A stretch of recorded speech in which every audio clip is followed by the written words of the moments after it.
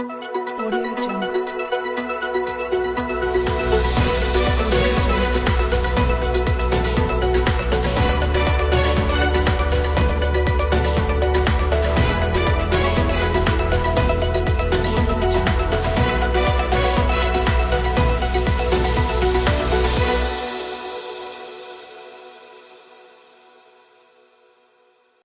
Assalamualaikum warahmatullahi wabarakatuh.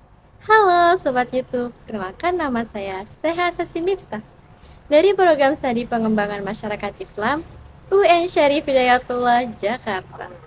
Baik, dalam video ini saya akan menjelaskan secara singkat tentang fenomena ekonomi dalam kelangkaan barang menjadi permasalahan ekonomi manusia.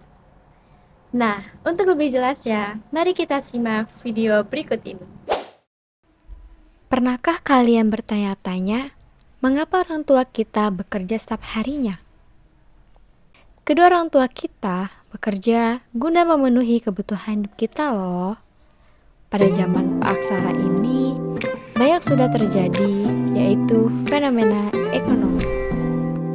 Fenomena ekonomi adalah gejala bagaimana cara orang atau masyarakat memenuhi kebutuhan mereka terhadap barang dan jasa yang langka. Nah, salah satu contoh fenomena ekonomi ini adalah kelangkaan barang. Kelangkaan sebagai permasalahan ekonomi manusia, hal ini muncul karena adanya kebutuhan manusia yang jumlahnya tak terbatas. Sedangkan alat pemuas kebutuhan itu sendiri yang berupa barang dan jasa jumlahnya terbatas. Ketidakseimbangan antara kebutuhan dan ketersediaan ini, itulah yang disebut dengan kelangkaan. Kelangkaan juga suatu kondisi ketika sumber daya yang tersedia tidak cukup untuk memenuhi kebutuhan. Kelangkaan ini menyebabkan permasalahan terhadap ekonomi manusia. Dalam banyak kasus, penyebab kelangkaan ialah penurunan pasokan yang terkadang tidak terduga.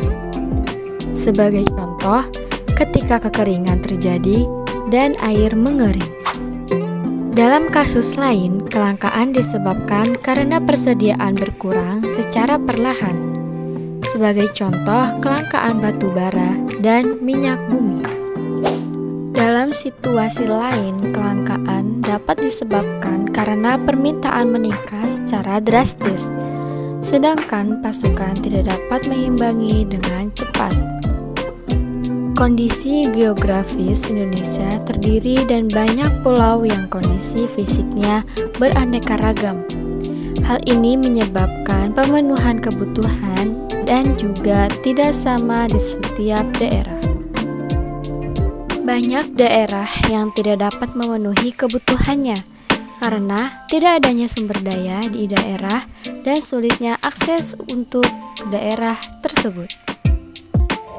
Nah, kita sering melihat bahwa terkadang di suatu daerah memiliki sumber daya yang besar, sedangkan di daerah lain hanya memiliki sedikit, bahkan tidak ada sama sekali.